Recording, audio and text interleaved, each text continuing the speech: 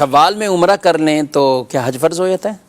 حج جو ہے وہ زندگی میں ایک ہی مرتبہ فرض ہوتا ہے. اگر کسی شخص نے ایک مرتبہ حج کر لیا تو دوبارہ اس کے اوپر حج جو ہے وہ فرض نہیں ہوگا.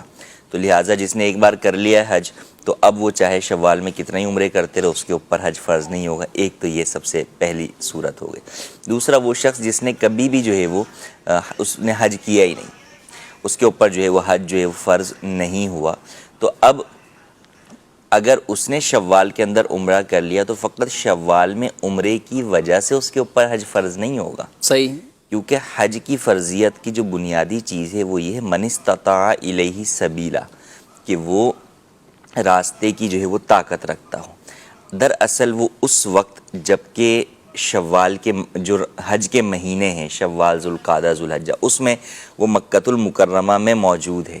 تو راستے کے اعتبار سے تو وہ پہنچ گیا ان ایام کے اندر جو ہے وہ مکہ.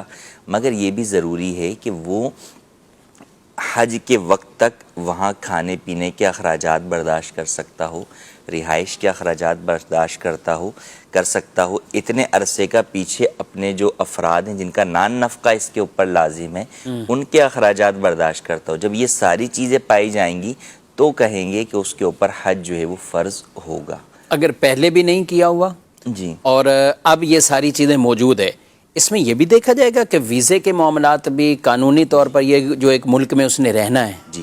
اب تیسری بات جو آپ کہہ رہے ہیں کہ پہلے بھی نہیں کیا ہوا اور اس کے پاس اتنا پیسہ ہے کہ جناب وہ شوال سے لے کے ذوالحجہ کے حج کے ایام تک جو ہے وہ مکۃ المکرمہ میں رہائش پذیر ہو سکتا ہے.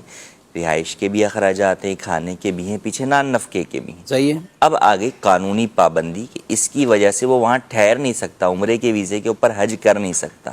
تو اب اس صورت میں اس پر حج فرض ہو گیا ہے, ادائیگی میں رکاوٹ آ گئی ہے قانونی پرابلم کی وجہ سے. تو لہٰذا اس کو حکم یہ ہوگا کہ اگر تو یہ کسی طرح حج ویزا لے سکتا ہے تو لے لے, ورنہ واپس آئے اور پھر حج پہ جانے کی جو ہے وہ کوشش کرے.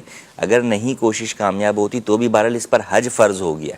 اب اس کو اس حج کی ادائیگی کے لیے کوشش کرنی ہوگی, اور اگر اس میں کامیاب نہیں ہو پاتا تو بہرحال بالآخر جو ہے وہ مرض الموت میں, قریب الموت میں حج بدل کی وصیت کرنا اس پر لازم ہوگا. ٹھیک ہے.